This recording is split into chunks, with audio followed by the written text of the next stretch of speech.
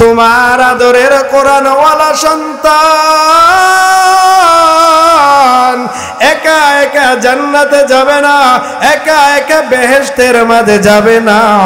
তোমার আদরের সন্তান তোমার বংশের মধ্য থেকে এমন 10 জনকে আল্লাহর আদালতে সুপারিশ করবে যেই মানুষগুলার অপরাধ অন্যায় আর পাপের কারণে আমার আল্লাহ জাহান্নামে ওয়াজিব করে দিয়েছেন। এমন জাহান্নামের 10 জন চূড়ান্ত আসামিকে একটা কোরআনের হাফেজ, কোরআনের আলেম আল্লাহর আদালতে সুপারিশ করে জান্নাতে নিয়ে যাবে। কত বরকত, কত মর্যাদা, কত দাম! কোরআনওয়ালাদেরকে দেখলে বাঁকা নজরে তাকায়ও না, এদেরকে দেখলে সমালোচনা করিও না রে বাবা। কারণ কোরআনওয়ালারা টাকার দিকে দুর্বল, ক্ষমতার দিকেও দুর্বল, সম্পদের দিকেও বড় দুর্বল। কিন্তু এদের মাঝে এমন একটা মেডিসিন আমার আল্লাহ দিয়েছেন, এই মেডিসিন দুনিয়ার কোনো টাকাওয়ালা, বাড়িওয়ালা, গাড়িওয়ালার কাছে আমার আল্লাহ দেয় নাই। কয় কোরআনওয়ালাদের কেমন দাম, কোরআনওয়ালাদের কেমন সম্মান। আমার মদিনার নবী ঘোষণা করে দিলেন, কোরআনওয়ালারা সাধারণ কোনো মানুষ না, এরা হলো আমি নবীর বংশীয় লোক। এদের সাথে বেয়াদবি করিও না, এদের মনে কষ্ট দিও না, আঘাত দিও না। তবে একবার যদি তোমার কোনো আচরণে, তোমার কোনো কথায়, তোমার কোনো ব্যবহারে কোরআনওয়ালা যদি রাত্রিবেলা ঘুমের বিছানায় বালিশে মাথা লাগাইয়া মনের কষ্ট নিয়ে আল্লাহর আদালতে চোখের পানি ফালায়া দেয়, কোরআনওয়ালাদের চোখের পানির অ্যাকশন আমার আল্লাহ তোমারে ঘুমের ঘরে বোবা বানায় দিবে। এরে নবীর উম্মতের দল, আমার আল্লাহ হাসরের দিন কোরআনওয়ালাদের বিচারটাও সব সাধারণ মানুষের সামনে করবে না। এদের বিচার আমার আল্লাহ আলাদা কুদরতি পর্দা দিয়ে পর্দার ভিতরে করবে। কোরআনওয়ালাদের এত দাম, এত দাম কেনই বা এত দাম? একটু ভালো করে শুনে নাও।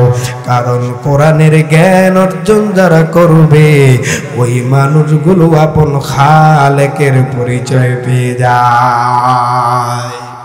ভাইরা আমার, ও পর্দার আড়ালের আম্মা জান, আল্লাহ পাক সূরা বাকারার শুরুতেই চ্যালেঞ্জ দিয়ে দিলেন, জালিকাল কিতাব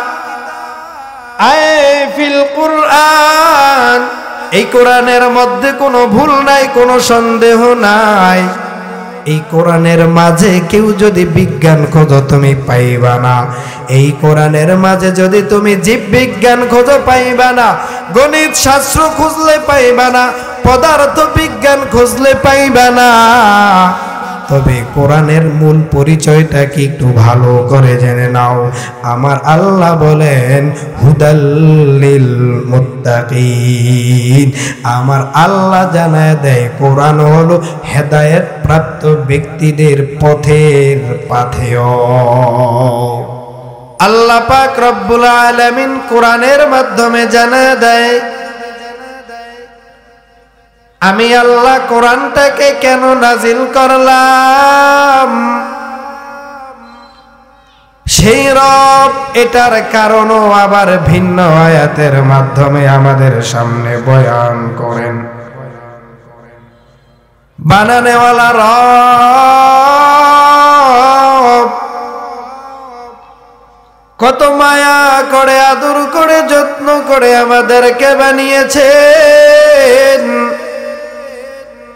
সেই রব গোটা দুনিয়ার সমস্ত মানব জাতির কল্যাণার্থে কোরআনটাকে নাজিল করলেন।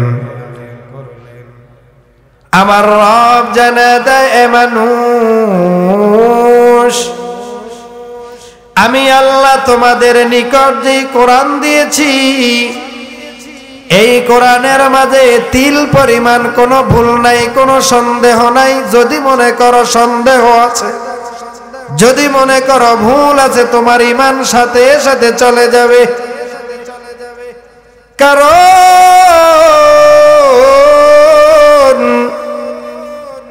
আমার রব যা বলেন তাই সত্য, যা বলতে বলেন তাই সত্য। রবের কথায় বিন্দু পরিমাণ কোনো ভুল নাই। যদি আল্লাহর কথায় বিন্দু পরিমাণ ভুল হয় তাহলে আমার রবের অস্তিত্বের মাঝে একটা প্রশ্ন চলে আসে। রব তিনি হবেন, খালেক তিনি হবেন, আল্লাহ তিনি হবেন যার কোনো গুনাহ নাই, যার কোনো পাপ নাই, যার কোনো ভুল নাই। কথা কোন ঠিক না বেঠিক? আল্লাহ পাক বলেন এমন একটা কোরআন আমি আল্লাহ তোমাদেরকে দান করলাম, যেই কোরআনের দিকে যদি তুমি নজর দেওয়া আমলনামায় সওয়াব দেওয়া হয়। এমন একটা কোরআন আমি আল্লাহ দিয়েছি যেই কোরআনটা পড়লে সওয়াব, ধরলে সওয়াব, পড়াইলেও সওয়াব।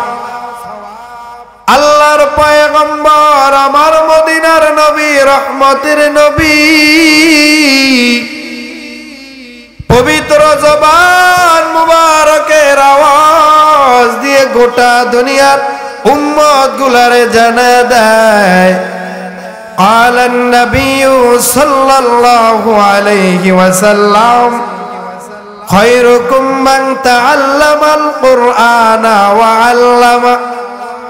আল্লাহর পয়গম্বর বলেন দুনিয়ার মাঝে ওই ব্যক্তির মতো দামি আর কেউ নাই, ওই মায়ের সন্তানের মতো দামি কেউ নাই, কেউ নাই।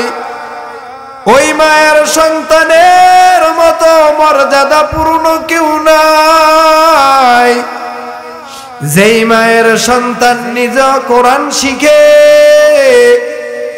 এরপরে আবার কোরআন কাউকে শিখায়। দুনিয়ার জমিনে আমরা যখন নজর করি, একটা মা যদি 4টা সন্তান জন্ম দেয়, একটা সন্তান ডাক্তার বানায়, কাউকে ডক্টর বানায়, কাউকে ইঞ্জিনিয়ার বানায়, আর একটাকে যদি প্রফেসর বানায়। আল্লাহর নবীর ঘোষণা, তোমার সন্তান ডাক্তার, ডক্টর, ইঞ্জিনিয়ার, প্রফেসর, দুনিয়ার লাইনে যত দামি দামি সার্টিফিকেট অর্জন করুক না কেন, তবে তোমার সন্তানের সামনে গরিবের ঘরের একটা কোরআনওয়ালা সন্তানের মূল্য একেবারে কম।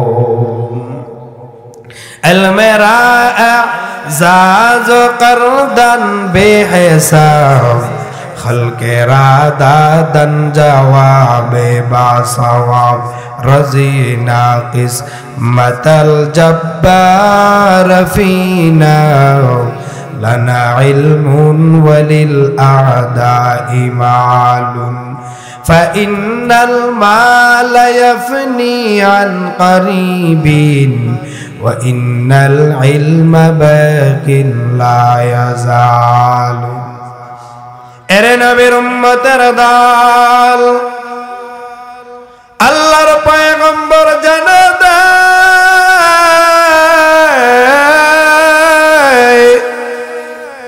গোটা জমিনের উপরে যেই মা তার আপন সন্তানটাকে কোরআনওয়ালা বানায় নেয়, ওই সন্তানটা তখন আর সাধারণ কোনো সন্তান থাকে না। ওই কোরআনের ইলমের বরকতে তার সম্পর্ক আমি নবীর বংশের সাথে হয়ে যায়। জোরে বলেন সুবহানাল্লাহ। যেই মা সন্তানটারে কোরআনের হাফেজ বানায়, যেই মা তার সন্তানটাকে কোরআনের আলেম বানায়, আল্লাহর নবী বলেন ওই মায়ের সন্তানটা আমি নবীর বংশীয় ব্যক্তি হয়ে যায়। দুনিয়াতে কোরআনের দাম অর্থের দিক থেকে মাত্র 400-500 টাকা হলে একটা কোরআন পাওয়া যায়। এই তো 400 থেকে 500 টাকা হলে একটা কোরআন দোকান থেকে ক্রয় করা যায়।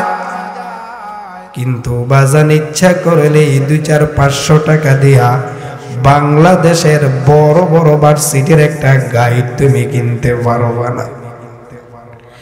দুনিয়ার লাইনে যারা লেখাপড়া করে, যারা জাগতিক শিক্ষা অর্জন করে, এদের শিক্ষা অর্জন করতে গেলে প্রাইভেটের অভাব নাই, কোচিং এর অভাব নাই, ক্লাসিং পড়ার অভাব নাই, এদের বইয়ের অভাব নাই, গাইডের অভাব নাই।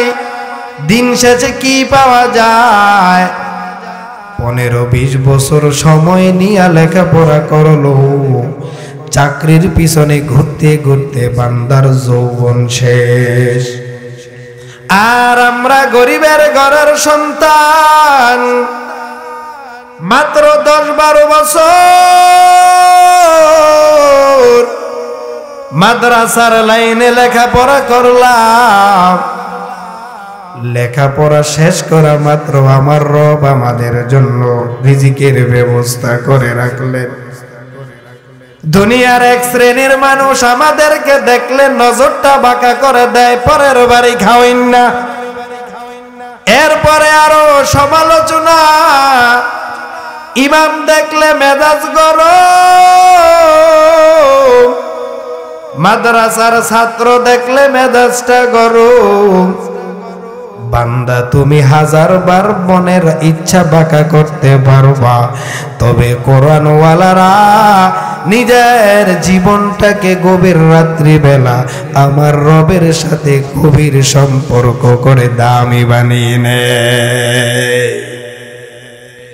অতি গভীর হয় রজনী যখন, নীরবে প্রভুর নাম জপিয়া তখন, প্রভুর করুণা যদি পাইবারে চাও, গভীরতে উঠে প্রভুর গুণগান গাও। কেমন একজন রব, কেমন একজন খালেক, দিন নাই রাত্র নাই, সকাল নাই দুপুর নাই, গভীর রাত্র নাই, ঠান্ডা নাই গরম নাই। আমার আল্লাহ বলেন ফাযকুরুনি আযকুরকুম। এ বান্দা, যে অবস্থায়, যেই জায়গায়, যে কোনো সময়, যে কোনো কারণে আমি আল্লাহকে একটা ডাক দেওয়া মাত্র আমি আল্লাহ মুহূর্তের মাঝে তুই বান্দার ডাকের সাড়া দিয়ে দে। কেমন একজন রব, যেই রবের মা নাই, বাবা নাই, সন্তান নাই, স্ত্রী নাই, বড় আদর করে আমাদেরকে বানিয়েছেন। কেন বানাইলেন সেটার বয়ান আল্লাহ কোরআনের মাঝে বলেন, ওয়ামা খালাকাতুল জিন্না ওয়াল ইনসা ইল্লা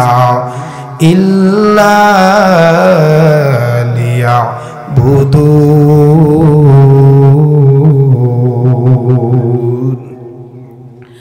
আল্লাহ পাক বলেন আমি মাত্র দুইটা, আমি আল্লাহ কুদরতি ভাবে মাখলুকাত বানাইলাম। যেই দুইটা মাখলুকাতের মূল মাকসাদ বানানোর উদ্দেশ্য ছিল আমি আল্লাহর ইবাদত করা। দুনিয়াতে ওদেরকে পাঠাইলাম, ওরা দুনিয়াতে যাওয়ার পর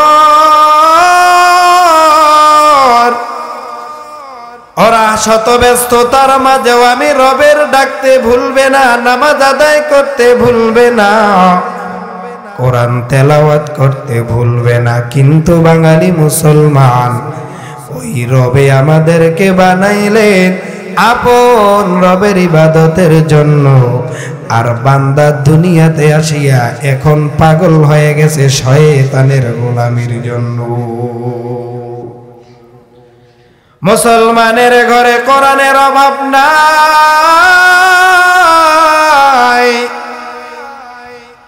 গতকাল রংপুরের প্রোগ্রামে আমি কথাটুকু বলেছিলাম, একটা ঘরের মাঝে যদি 5 জন 7 জন মানুষ থাকে, বসবাস করে, প্রত্যেকের জন্য আলাদা আলাদা মোবাইল থাকে, আলাদা আলাদা সিম, সবাই সবার মোবাইল নিয়ে ব্যস্ত, সবাই তার আলাদা আলাদা সিম নিয়ে ব্যস্ত, কিন্তু ঘরের সবার আলাদা আলাদা একটা একটা কোরআন নাই। কথা কোন ঠিক কিনা? মুসলমানের ঘর, এক কোরআন দাদাই পড়েছে, সেটা দাদিও পড়লো, সেটা আমার বাবায় পড়ে, আমার মা পড়ে, ওটা আমিও পড়ি। পড়তে পড়তে পড়তে পড়তে এমন অবস্থা, কোরআনের পৃষ্ঠাগুলো দুর্বল হয়ে গেছে। কপাল পরা নির্লজ্জ মুসলমান 200 টাকা খরচ করে একটা কোরআন ক্রয় করতে পারে না। মোবাইল তো সবার আলাদা আলাদা আলাদা, থাকার রুম সবার আলাদা, ঘুমানোর খাট সবার আলাদা, কিন্তু কপাল পোড়া মুসলমান আলাদা আলাদা এক একজন কোরআন নিতে পারলাম না। আমরা কেমন মুসলমান? আল্লাহ পাক বললেন, যারা কোরআন পড়বে তাদেরও দাম আছে, যারা পড়াইবে তাদেরও দাম আছে। এটা আল্লাহর কথা, রসুলের কথা। কিন্তু আমাদের কিছু জাতি ভাই এটা বিশ্বাস করতে পারে না, মেনে নিতেও পারে না। আমার মতো আর একজন মাথায় টুপি, গালে দাড়ি, গায়ে লম্বা জামা বনিয়া, আমার মতোই তো মাইকটাকে নিয়ে উম্মতের সামনে বয়ান করে। এই যে আপনারা মানুষগুলো এখানে বসে আছেন, একটা উদ্দেশ্য নিয়ে আসছেন, হয়তো ইমাম সাহেব কিছু কথা বলবে। এখন আমি যদি মাইকটা পাইয়া আমার আকীদা বিরোধী যারা আছে, আমার তরিকা বিরোধী যারা আছে, আমার দলের বিরোধী যারা আছে, এদের ইচ্ছা মতো বাহাদুরি দেখাইয়া গালি দেই। আল্লাহর নবী কয়, গালি দিও না। গালি দিলে বন্ধু তো বন্ধু থাকবে না, শত্রু শত্রু থাকবে, বন্ধুটাও একদিন শত্রু হয়ে যাবে। গালি বন্ধ করে দাও।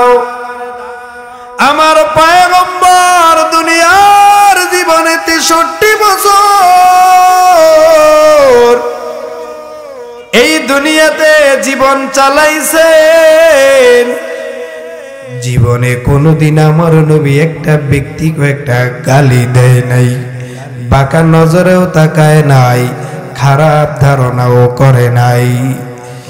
সেই নবীর আদর্শের উম্মত হইয়া আজকে আমরা দল নিয়ে ভিন্ন হয়ে গেলাম, তরিকা নিয়ে ভিন্ন হয়ে গেলাম, আজকে পীর নিয়ে ভিন্ন হয়ে গেলাম, নেতা নিয়েও আমরা ভিন্ন হয়ে গেলাম।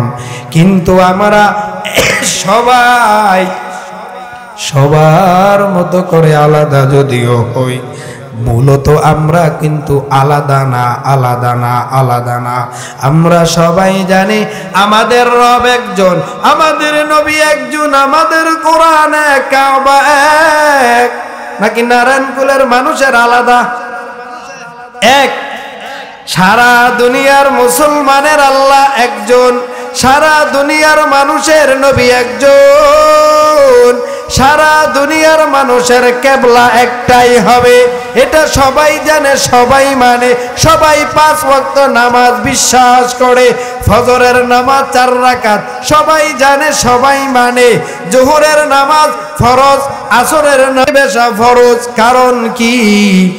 এই বিধানটা আমার রবের দেওয়া আদেশ, এই বিধানটা সবারই মানতে হবে। কিয়ামতের ময়দানে দরবারের দোহাই দিয়া, পীরের দোহাই দিয়া, তরিকার দোহাই দিয়া নামাজ না পড়িয়া পার পাওয়ার সুযোগ আছে নাকি? কথা বলেন, আছে নাকি? যদি এমন তরিকার পীর দরবারের দোহাই দিয়া যদি নামাজ না পড়িয়া বাঁচা যাইতো, তাহলে সর্বপ্রথম আবু বকর, ওমর, ওসমান, আলী, আমার নবীর হাতে গড়া সাহাবায়ে কেরাম আমার নবীর দোহাই দিয়ে হাসরের দিন জান্নাতে যাইতো। এক বেলার নামাজও পড়ার প্রয়োজন ছিল না। কথা কোন ঠিক না বেঠিক? যেখানে নবীর হাতে গড়া সাহাবায়ে কেরাম যেই রসুলের হাতে বায়াত গ্রহণ করলেন, 27 বছরের যুবক হযরত ওমর আমার নবীকে হত্যা করবে বলে তলোয়ারটা নিয়ে নবীর দরবারে চলে আসছে। জোরে বলেন নাউজুবিল্লাহ। এরে নবীর উম্মতের দল, কেমন নবী পেয়েছো, কেমন নবীর উম্মত, ওই নবীকে আজও চিনতে পারলি না রে ভাই। কেমন সেই নবীর আদর্শ। 27 বছরের যুবক হযরত ওমর তলোয়ার তরবারি নিয়ে আমার নবীর দরবারে চলে আসলেন। সাহাবায়ে কেরাম ভয়ে আতঙ্কিত হয়ে গেলেন। ডাক দিয়া বলেন, ও পয়গম্বর, ইসলামের চূড়ান্ত দুশমন হাতে তরবারি নিয়ে আপনি নবীর দরবারে চলে আসছে গো নবী। মনে হয় যেন আজকে এখানে একটা রক্তক্ষয়ী যুদ্ধ হয়ে যাবে। আমার মদিনার নবী, রহমতের নবী বলেন, টেনশন করিও না। কয় গতকালকের ওমর আজকের ওমর না। জোরে বলেন সুবহানাল্লাহ।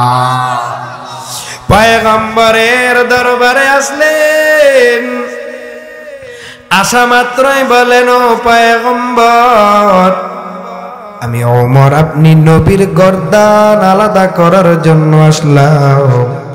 তবে আপনি নবীর চেহারার মাঝে এত বরকত, এত বরকত, আমি ওমর দিল থেকে সিদ্ধান্ত পরিবর্তন করলাম। আপনি নবীর তরবারি নেন, আমি ওমরের গর্দান আলাদা করে দেন। তবে আপনার নিকট আমার আবদার, আমার গর্দান থেকে কল্লাটা আলাদা করার আগে নবী গো আমাকে আপনি কালেমার মালাটা পরায় দেন। বলেন সুবহানাল্লাহ। তো মর্দে মুসলমান গো, তো মর্দে মুসলমান, তো মর্দে মুসলমান গো, তো মর্দে মুসলমান, এক হাত में तलवार, एक हाथ में कुरान, एक हाथ में तलवार, एक हाथ में कुरान। तौफीक से होती है ये नेमत का खजीना, हर मर्द के तहक़ूक़ किया उनके निशाना।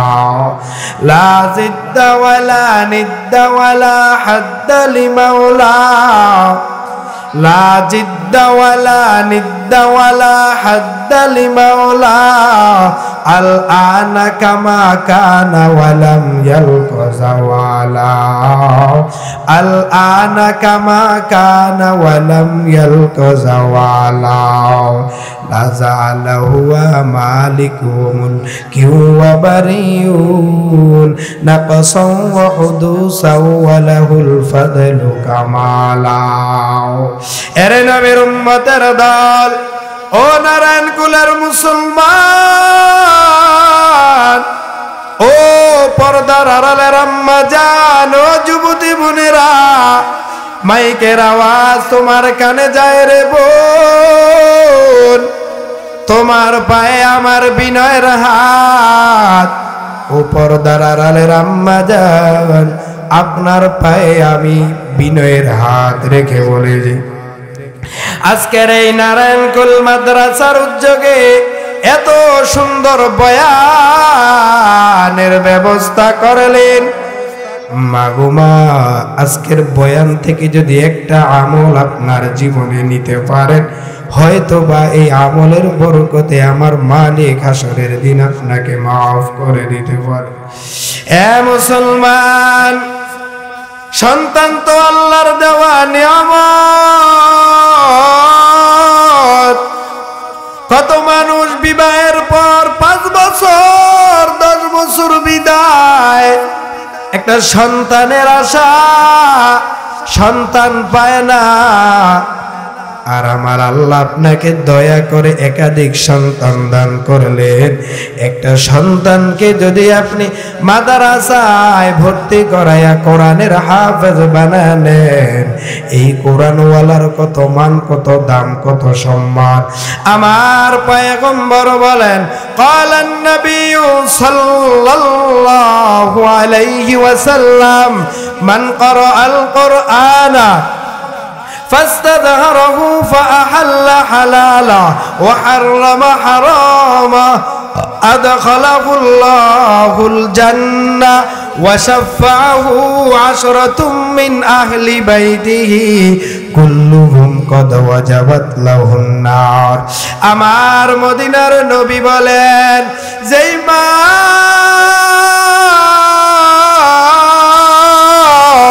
যেই বাবা তাদের একটা আদরের সন্তান কোরআনের আলেম বানাইবে, কোরআনের হাফেজ বানায় নাও, তোমার জন্য আমার রাসূল কত সুন্দর সুসংবাদ দেয়।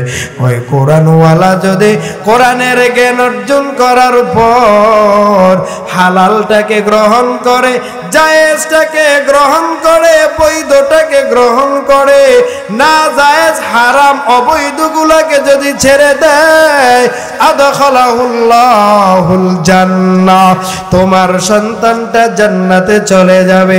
কয় না না না, এই সন্তান একলা একলা জান্নাতের মাঝে যাবে না। ওয়াশাফাহু 10 মিন আহলি বাইতিহি কুল্লুহুম কদ ওয়াজাবাত লাহুন নার। তোমার আদরের কোরআনওয়ালা সন্তান একা একা জান্নাতে যাবে না, একা একা বেহেশতের মাঝে যাবে না। তোমার আদরের সন্তান তোমার বংশের মধ্য থেকে এমন 10 জনকে আল্লাহর আদালতে সুপারিশ করবে, যেই মানুষগুলার অপরাধ, অন্যায় আর পাপের কারণে আমার আল্লাহ জাহান্নাম ওয়াজিব করে দিয়েছেন। এমন জাহান্নামের 10 জন চূড়ান্ত আসামিকে একটা কোরআনের হাফেজ, কোরআনের আলেম আল্লাহর আদালতে সুপারিশ করে জান্নাতে নিয়ে যাবে। কত বরকত, কত মর্যাদা, কত দাম। কোরআনওয়ালাদেরকে দেখলে বাঁকা নজরে তাকায়ও না, এদেরকে দেখলে সমালোচনা করিও না রে বাবা। কারণ কোরআনওয়ালারা টাকার দিকে দুর্বল, ক্ষমতার দিকেও দুর্বল, সম্পদের দিকেও বড় দুর্বল। কিন্তু এদের মাঝে এমন একটা মেডিসিন আমার আল্লাহ দিয়েছেন, এই মেডিসিন দুনিয়ার কোনো টাকাওয়ালা, বাড়িওয়ালা, গাড়িওয়ালার কাছে আমার আল্লাহ দেয় নাই। কয় কোরআনওয়ালাদের কেমন দাম, কোরআনওয়ালাদের কেমন সম্মান। আমার মদিনার নবী ঘোষণা করে দিলেন, কোরআনওয়ালারা সাধারণ কোনো মানুষ না, এরা হলো আমি নবীর বংশীয় লোক। এদের সাথে বেয়াদবি করিও না, এদের মনে কষ্ট দিও না, আঘাত দিও না। তবে একবার যদি তোমার কোনো আচরণে, তোমার কোনো কথায়, তোমার কোনো ব্যবহারে কোরআনওয়ালা যদি রাত্রিবেলা ঘুমের বিছানায় বালিশে মাথা লাগাইয়া মনের কষ্ট নিয়ে আল্লাহর আদালতে চোখের পানি ফালায়া দেয়, কোরআনওয়ালাদের চোখের পানির একশন আমার আল্লাহ তোমারে ঘুমের ঘরে বোবা বানায় দিবে। এরে নবীর উম্মতের দল, আমার আল্লাহ হাসরের দিন কোরআনওয়ালাদের বিচারটাও সব সাধারণ মানুষের সামনে করবে না। এদের বিচার আমার আল্লাহ আলাদা কুদরতি পর্দা দিয়ে পর্দার ভিতরে করবেন। কোরআন ওয়ালাদের এত দাম, এত দাম কেনই বা এত দাম? একটু ভালো করে শুনে নাও। কারণ কোরআনের জ্ঞান অর্জন যারা করবে ওই মানুষগুলো আপন খালেকের পরিচয় পেয়ে যায়। ভাইরা আমার, ও পর্দার আড়ালের আম্মা জান, আল্লাহ পাক সূরা বাকারার শুরুতেই চ্যালেঞ্জ দিয়ে দিলেন, জালিকাল কিতাব ফিল কুরআন। এই কোরআনের মধ্যে কোনো ভুল নাই, কোনো সন্দেহ নাই। এই কোরআনের মাঝে কেউ যদি বিজ্ঞান খোঁজো তুমি পাইবা না। এই কোরআনের মাঝে যদি তুমি জীব বিজ্ঞান খোঁজো পাইবা না, গণিত শাস্ত্র খুঁজলে পাইবা না, পদার্থ বিজ্ঞান খুঁজলে পাইবা না। তবে কোরআনের মূল পরিচয়টা কি একটু ভালো করে জেনে নাও। আমার আল্লাহ বলেন, হুদাল লিল মুত্তাকিন। আমার আল্লাহ জানায় দেয় কোরআন হলো হেদায়েত প্রাপ্ত ব্যক্তিদের পথের পাথেয়। গোটা দুনিয়ার মাঝে আমার আল্লাহ যতজন নবী পাঠাইছেন, লক্ষাধিক পয়গম্বর জমিনে আগমন করছেন, কিন্তু একজন মহিলা ছিলেন না।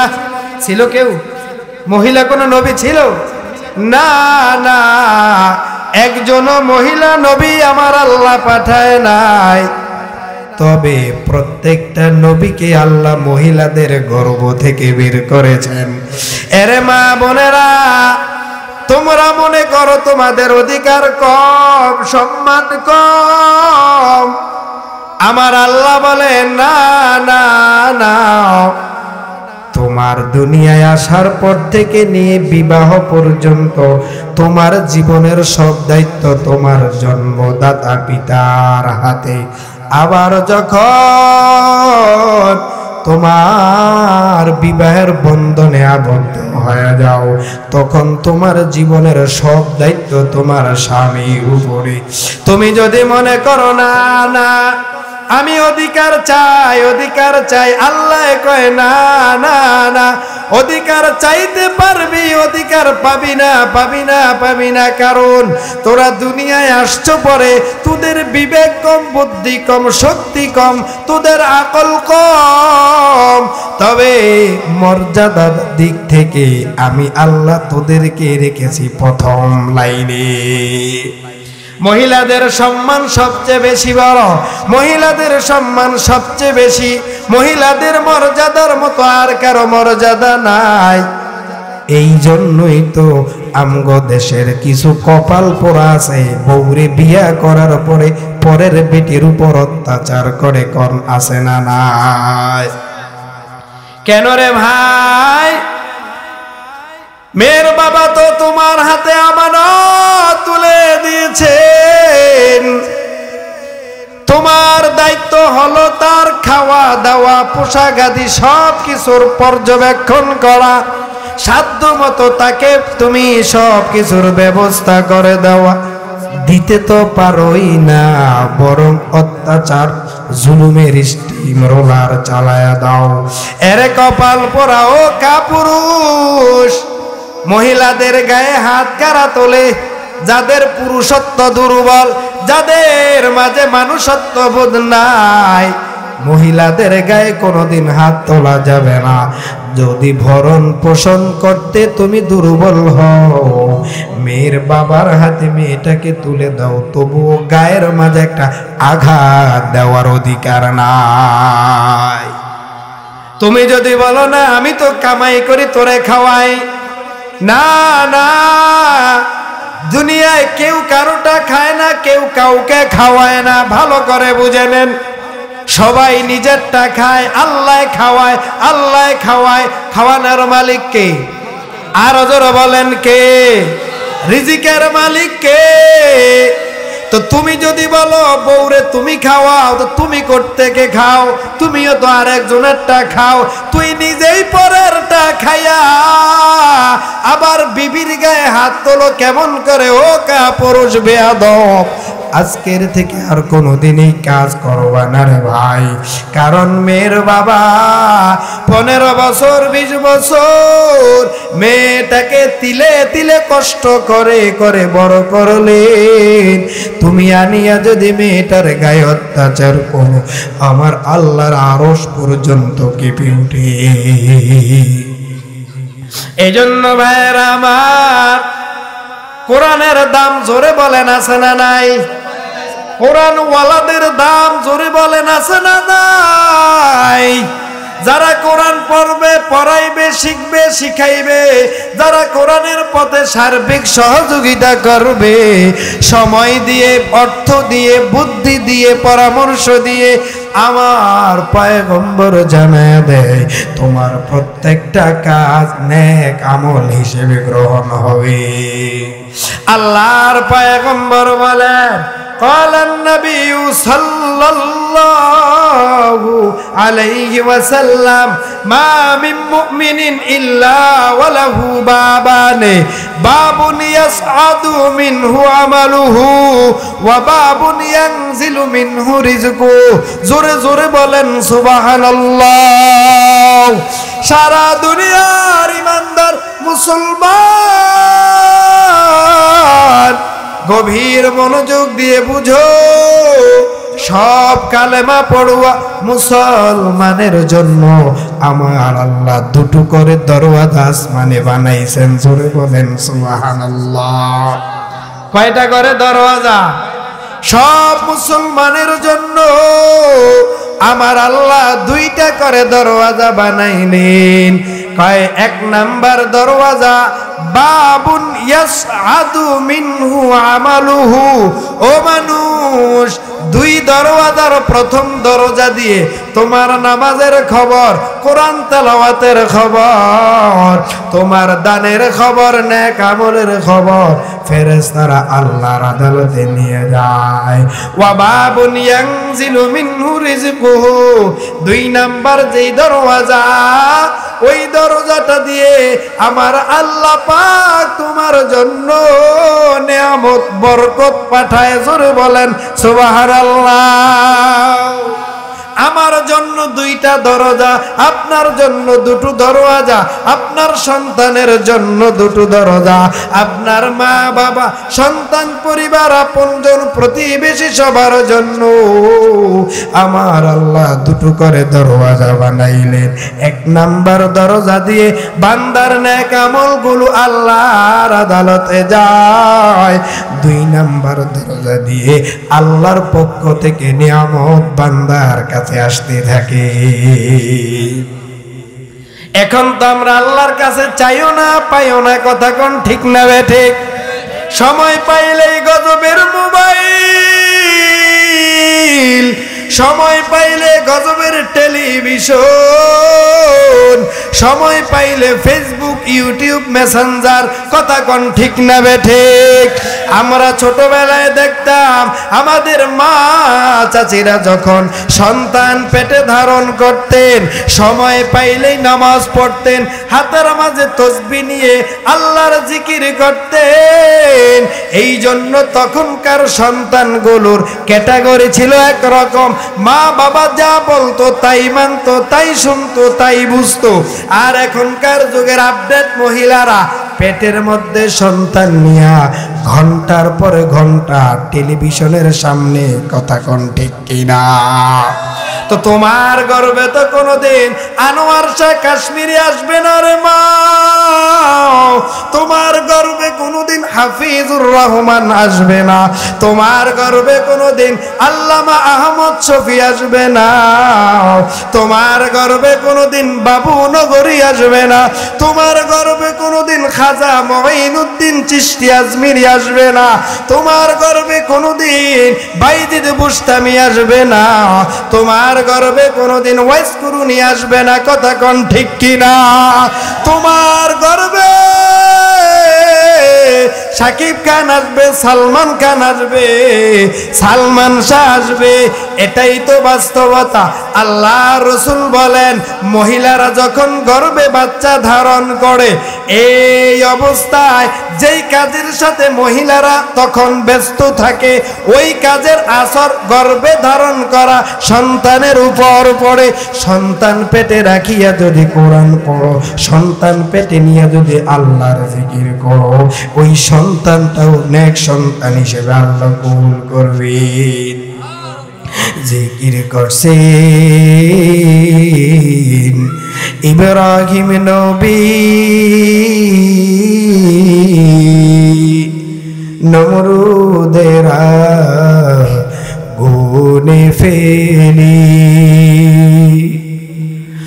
আগুন হলো ফুল বাগিচা, আগুন হলো ফুল বাগিচা, নবীর পশম জ্বলে না। হামেশা জিকির কর মুমিন, গাফেল থাইকো না। হামেশা জিকির কর মুমিন, গাফেল থাইকো না। জিকির করছে মুসা নবী,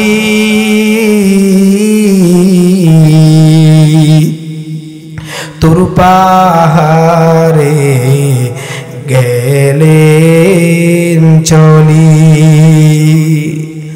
খোদার নূরে পাহাড় জলে, খোদার নূরে পাহাড় জলে, নবী মুসা জলে না। হামেশা জিকির কর মুমিন, গাফেল থাইকো না। হামেশা জিকির কর মুমিন, গাফেল থাইকো না। জিক্রে হক আমদ গজাই রূহের, মরহম আমদ ইদিলে মজরুহের। এরে নবীর উম্মতের দল, আমার আল্লাহর কোরআন সকালে পড়ো, সন্ধ্যায় পড়ো, ফজরের নামাজ আদায় করার পর ইয়াসিন সূরাটা তেলাওয়াত করো। আল্লাহর নবী বলেন, যেই মানুষ নাকি ফজরের নামাজ আনতে সূরা ইয়াসিন তেলাওয়াত করবে, সন্ধ্যা পর্যন্ত বান্দার দুনিয়ার সব প্রয়োজন আল্লাহ কুদরতি ভাবে ব্যবস্থা করবেন। নবীর কথায় কোনো সন্দেহ আছে? আরো জোরে বলেন সন্দেহ, আরো জোরে বলেন সন্দেহ। ওই নবী কত সুন্দর আমল আমাদেরকে শিখা দেয়। ফজরের নামাজ 2 রাকাত ফরজ আদায় করার পূর্বে 2 রাকাত সুন্নত যখন তুমি আদায় করবা, এরপরে একটা পাত্রের মাঝে একটু পানি নাও। এই পাত্রের মাঝে পানিটা নেওয়ার পর 11 বার দুরূদ শরীফ পড়ো, সাল্লাল্লাহু আলাইহি ওয়াসাল্লাম, সাল্লাল্লাহু আলাইহি ওয়াসাল্লাম। এই দুরূদ 11 বার পড়িয়া 41 বার পাঠ করো সূরা ফাতিহা। আলহামদুলিল্লাহি রাব্বিল আলামিন, আর রহমানির রহিম, মালিকি ইয়াউমিদ্দিন, ইয়্যাকা না'বুদু ওয়া ইয়্যাকা নাস্তাঈন, ইহদিনাস সিরাতাল মুস্তাকিম, সিরাতাল লাযীনা আন'আমতা আলাইহিম, গায়রিল মাগদুবি আলাইহিম ওয়ালাদ-দাল্লিন।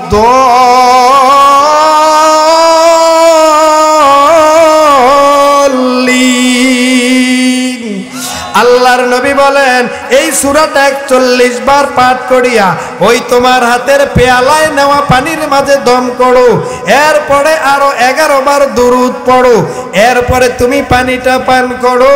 কিয়ামত পর্যন্ত তোমার পেটের মাঝে কোনো রোগ আমার আল্লাহ দিবে না। কোরআনের অ্যাকশন আছে না নাই? আরো জোরে বলেন, কোরআনের অ্যাকশন আছে না নাই? এরে মানুষ, এই কোরআন নিয়ে কোরআনের দিন কায়েমের জন্য বাতিলের মোকাবেলায় শাহজালাল আগমন করলেন, গৌর গোবিন্দের পতন হয়ে গেল। কোরআনের আওয়াজ চালু করার জন্য আমার নবী ময়দানে যখন আগমন করলেন, আবু জাহল, উতবা, সায়বা, আরবের বড় বড় বড় বড় বেঈমান কাফেররা দুর্বল হয়ে যায়। এই কোরআন কেমন দাম, কেমন দাম! আমার নবীর একজন সাহাবী গভীর রাত্রি বেলা তাহাজ্জুদের নামাজে আমার মাওলার সাথে কেমন যেন মায়া লাগায়া লাগায়া আমার মাওলার কোরআন পড়ে, মাওলার কোরআন তেলাওয়াত করতেছে। এমন সময় ফজরের আযানের সময় হয়ে যায়, নবীর সাহাবী ঘর থেকে বের হয়ে ঘরের বাইরে গিয়ে খোলা আসমানের নিচে গিয়ে যখন মুনাজাত দিবেন, এমন সময় নজরটা আসমানে দিলেন।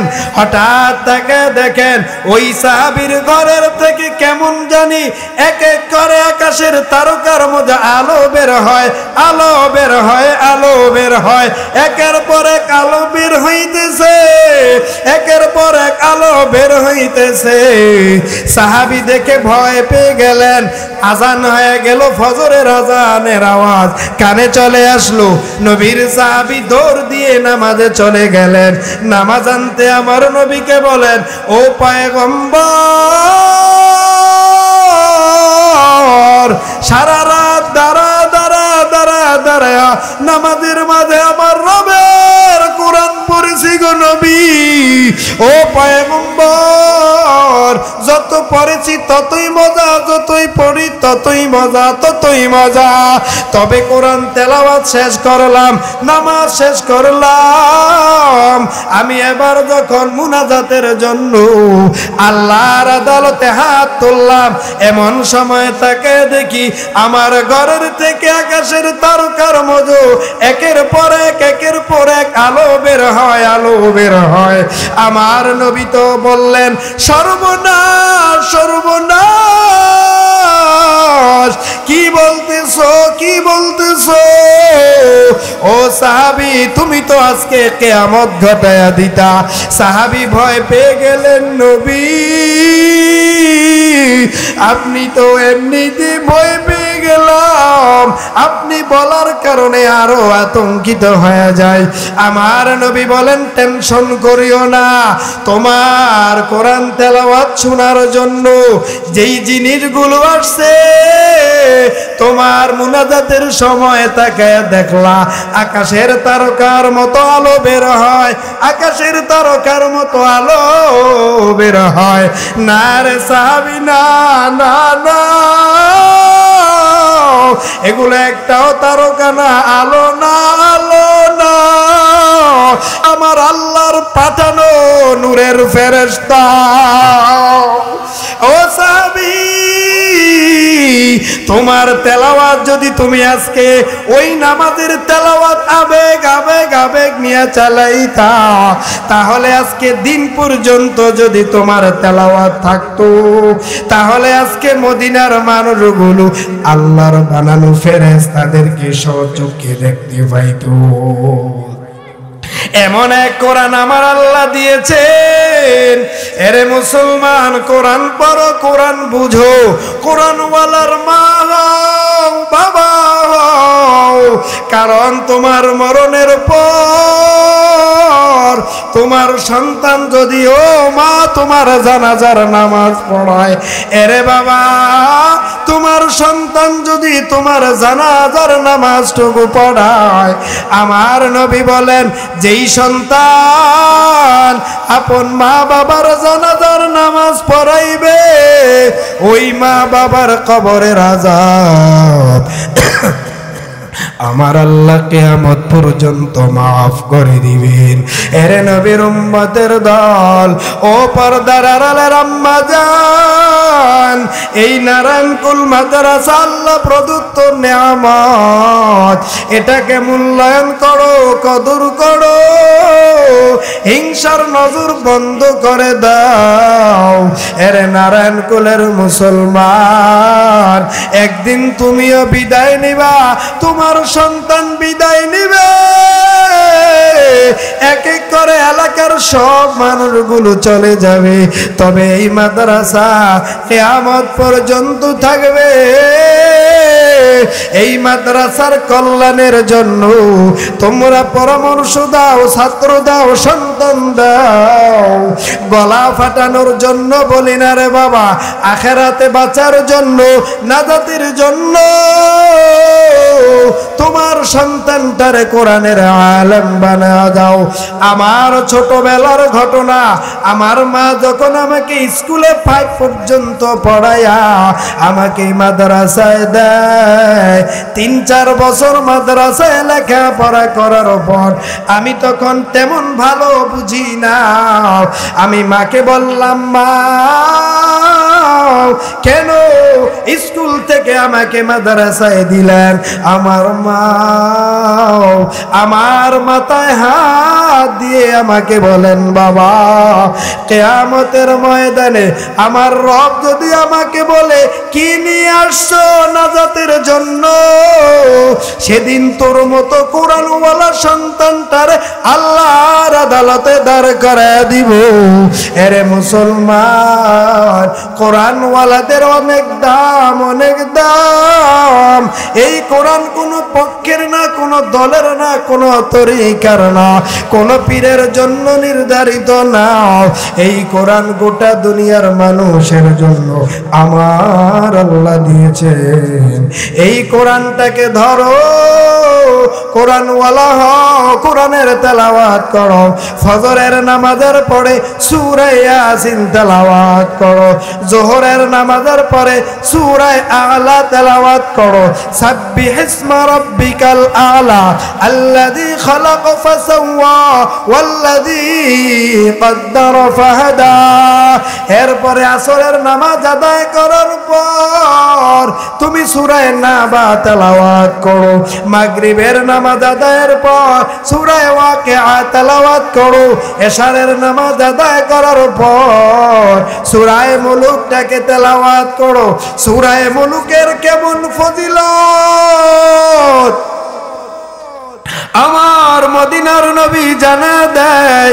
কোন মানুষ যদি কন্টিনিউ প্রতিনিয়ত অব্যাহত ভাবে এশার নামাজের পরে সূরা মুলুক তেলাওয়াত করে, কিয়ামতের দিন ওই তেলাওয়াতকারীর কবরে কোনদিন আযাব হবে না। জাহান্নামের ফেরেশতারা টানবে, কোথায় নাও, কোথায় নাও। ফেরেশতারা বলবে ওর জীবনে অন্যায় অপরাধ গুনাহ আছে, আর এইদিকে সূরা মুলুক বলবে না না, এই বান্দার হাজারো অন্যায় থাকতে পারে, অপরাধ থাকতে পারে, তবে বান্দা এশারের নামাজের উপর আমি সূরা মুলুকটাকে প্রতিনিয়ত তেলাওয়াত করেছে, আমি সূরা মুলুক আজকে এই বান্দার পক্ষ হয়ে দাঁড়ায় গেলাম, আমি আল্লাহর কাছে এই বান্দার জন্য সুপারিশ করে বান্দাটাকে জান্নাতে নিয়ে যাব। জোরে বলেন সুবহানাল্লাহ। এই কালামে জিন্দা কোরআনে হাকিম, হিকমতে উলায়া জালস্তু কদিম, জামিউল ইলম ফিল কোরআনে হাকিম, তাকাসারাত আনহু আফহামুর রিজালিন, বখা কোরআন কালামুল্লাহ বশনো কদিমাস্তি কদিমাস্তি নইনু। এরে নবীর উম্মতের দল, আসো মাদ্রাসায় আসো। সমালোচনা করলে তো আপন মা বাবারও করা যায়, উস্তাদের করা যায়, মুরব্বীরও করা যায়, তবে আমার নবীর শিক্ষা সমালোচনা করিও না। যদি কারো ভুল তোমার চোখে পড়ে গোপনে গিয়ে বান্দাকে ধরে দাও, আমার আল্লাহ তোমাকে কিয়ামতের দিন তোমার দোষ গোপন রেখে দিবে। আল্লাহ রাসূল শিখায়, দোষ যদি দেখো এটা কাউকে বলিও না। আর আমরা মনে করি না যতক্ষণ অন্য কাউকে এটা মেসেজ না দিব পেটের ভাত হজম হয় না। কথা কোন ঠিক কিনা? না না না, মদিনার নবীর আদর্শ গালি দেওয়া যাবে না, পিঠ দেওয়া যাবে না, দ্বন্দ্ব করা যাবে না। যদি পারো বুকের মাঝে নিয়ে আলিঙ্গন করো। এখন আমরা মনে করি না এটা তো আমগো তরিকার মাহফিল, নামগো দলের মাহফিল, নামগো পীরের তরিকার মাহফিল, নামগো দরবারের বাহিরে পীরের বাহির। না না, কে আমাদেরকে এইভাবে ডিভাইড করলো রে ভাই? তুমি যে আল্লাহ মানো, নবী মানো, কোরআন মানো, দিন মানো, আমিও তো একটাই মানি। আমাকে কেন তুমি গালি দাও? গালির পাওয়ার কতদিন? 2 ঘন্টা মাইক পাইয়া তুমি গালি দিয়া চইলা যাইবা। জবাব আল্লাহর আদালতে দিতে হবে কি হবে না? আরো জোরে বলেন, দিতে হবে কি হবে না? গালি দেওয়া কি নবীর আদর্শ নাকি? গালি দেওয়া নবীর আদর্শ? গালি দিলে মা পছন্দ করে না, বাবা পছন্দ করে না, উস্তাদ পছন্দ করে না, মুরব্বী পছন্দ করে না, এলাকার কেউ পছন্দ করে না। কথা কোন ঠিক কিনা?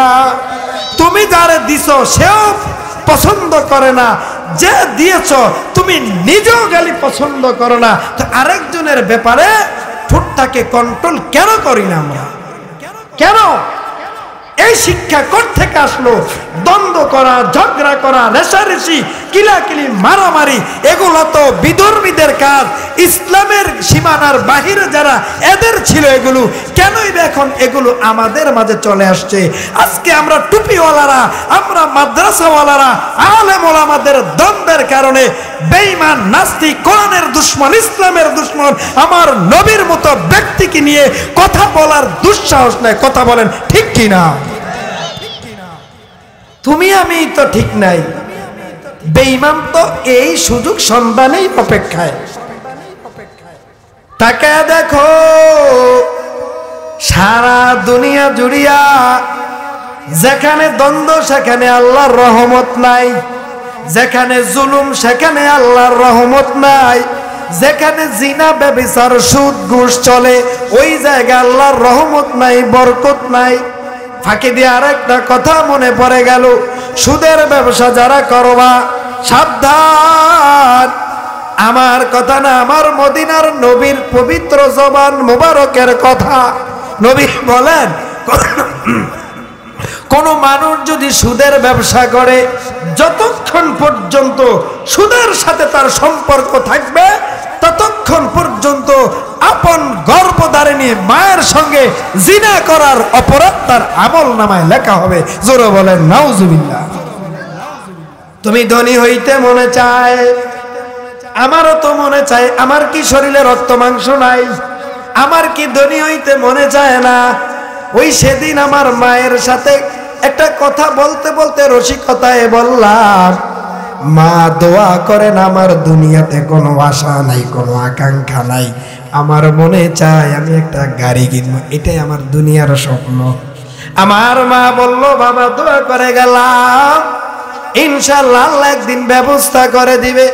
আমি বললাম, আমার বাড়ি চাই না, আমার আর কিছুই লাগবে না, দুনিয়াতে আমার একটা শখ, একটা গাড়ি। ছোটবেলা থেকে আমি ছোটবেলায় অনেক গাড়ি বানাইতাম, নিজে নিজে বানাইতাম, নিজে চালাইতাম। এখনো মনে 2-3টা ঘরে আছে, স্মৃতি হিসাবে রাইখা দিছি। মানুষের স্বপ্ন থাকতে পারে, স্বপ্ন থাকা ভালো, স্বপ্ন থাকা ভালো। এরে নবীর উম্মতের দল, ধনী তো আমারও হইতে মনে চায়, আমারও মনে চায় আমার অনেক টাকা হোক, অনেক সম্পদ হোক, কিন্তু এখানে আল্লাহ পাক একটা রেড সিগন্যাল দিলেন, রেড সিগন্যাল দিলেন, রেড সিগন্যাল দিলেন। টাকা কামাই করে বড় লোক হবি, তবে সাবধান, হারাম পথে যেও না, সুদের পথে যেও না, ঘুষের পথে যেও না, ধোঁকাবাজির পথে যেও না। এরে নবীর উম্মতের দল, লোভ কমায় দাও, আশা কমায় দাও, ভোগ বিলাসিতা কমায় দাও। আল্লাহর পক্ষ থেকে যা আসে এটার উপর শুকরিয়া করো। বরকত দিবেন কে? আল্লাহ বরকত দিতে পারে না? আরো যারা বলেন পারে কি পারে না? সেই আল্লাহ এখন দিতে পারবে না? পারবে? আল্লাহ পাক রব্বুল আলামিন আমাদের সবাইকে হালাল পথে থাকার, উপার্জন করার তৌফিক দান করুক। বলেন আমিন।